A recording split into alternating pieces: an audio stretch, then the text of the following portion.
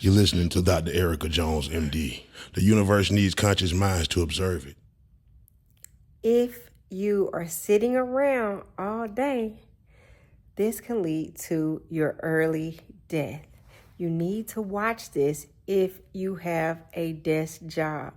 If you live a sedentary lifestyle, you have got to change that. You got to change that. Watch this right here. This video with Shetty is going to let you know why you have got to stop living a sedentary lifestyle. So this is Gary Brecka explaining that with Shetty on Shetty's podcast. That sedentary lifestyle is the leading cause of all-cause mortality, right? And why is sedentary lifestyle the leading cause of all-cause mortality? We know that sitting is the new smoking. Well, we know why smoking was bad for you, right? It destroyed the lungs, but the nicotine caused permanent lung damage, but it wasn't really the nicotine. It was the reduction in the oxidative state. And when the body doesn't have oxygen, it can't really defend itself. I mean, if you actually were to go in through the wall of a cell, go through the cytoplasm and find the little organelles floating around in there called the mitochondria, which there's probably 1,000 or so per cell, 32 trillion cells. So it's estimated we have 110 trillion mitochondria. About 10% of your body weight are these little mitochondria. This is the true energy source for human beings.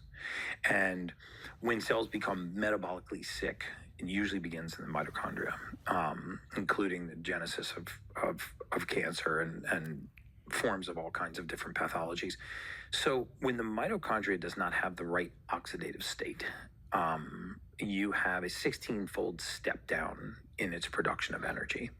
And what happens when you take, a 16-fold step down in the energetic state of a cell is now that cell can no longer eliminate waste, repair, detoxify, regenerate. And so you're becoming metabolically sick, mainly because of the deficiency in oxygen. It's not that linear, but that is the main component. And sedentary lifestyle means that we have prolonged periods of where our respiratory rate is very shallow. When our respiratory rate is very shallow, the majority of the air that we breathe in and out is high in carbon dioxide. It's the expelled air. I mean, right now, every time you let out a breath from the tip of your nose and the front of your lips, all the way down your esophagus, through the back of your pharynx, and all the way down and out to the bronchioles and in your lungs, this is all expired air.